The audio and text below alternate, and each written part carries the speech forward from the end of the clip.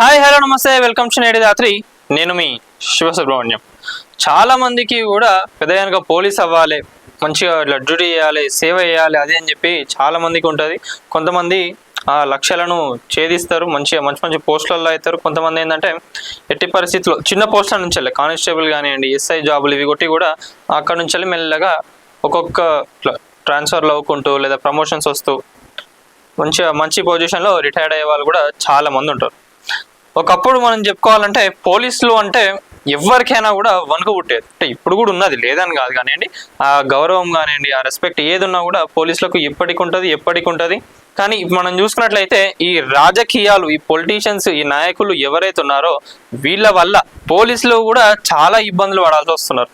వాళ్ళు చేయాల్సిన పనులు కానివ్వండి ఏవైతే ఉన్నాయో వాటన్నిటికీ కూడా వీళ్ళు అడ్డం వస్తున్నారు. మనం సినిమాలలో చూసుకుంటాం జనరల్గా. ఇక కొన్ని సినిమాలలో ఎట్లుంటాయంటే ఇక పోలీసు వాళ్ళతో ఏం కాదరనైనా అసలు ఇంత పెద్ద పోలీస్ ఆఫీసర్లను కూడా ఇక మరి కొంతమంది హీరోలు వాళ్ళకు కూడా కొంచెం నెగిటివ్ రోల్స్ ఇచ్చేసేసి వాళ్ళు కూడా పోలీసులను కొంచెం సినిమాలలో డ్యామేజ్ చేయడానికి చూస్తున్నారు. పోలీస్ వ్యవస్థను ఎప్పుడైనా కూడా ఎక్కడైనా కూడా సినిమాలలో గొప్పగానే చూపించాలి. సో ఇదంతా ఎందుకు చెప్తున్నా అంటే ఇప్పుడు మన సోషల్ మీడియాలో కొన్ని వీడియోలు ట్రెండింగ్ అవుతాయి ఇప్పటి నుంచి.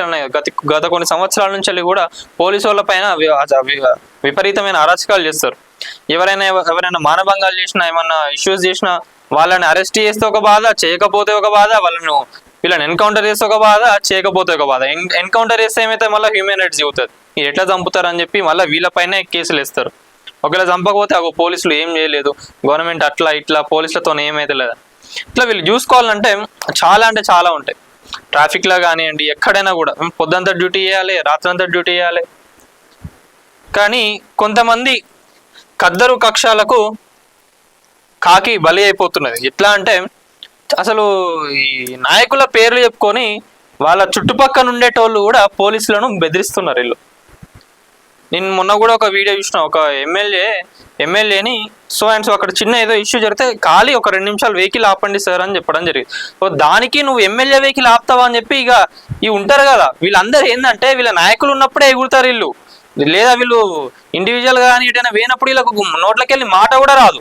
పోలీసులను చూసుకుంటే పోసుకుంటారు వీళ్ళు. ఇట్లా అంటే వాళ్ళు వీళ్ళ నాయకులను చూసుకొని ఎమ్మెల్యే బండి ఎట్లా ఆపుతావు, నువ్వు ఏం మాట్లాడుతున్నావు అర్థమైతే లేదంటావు. సీనియర్ ఆఫీసర్స్ని పట్టుకోండి వీళ్ళు.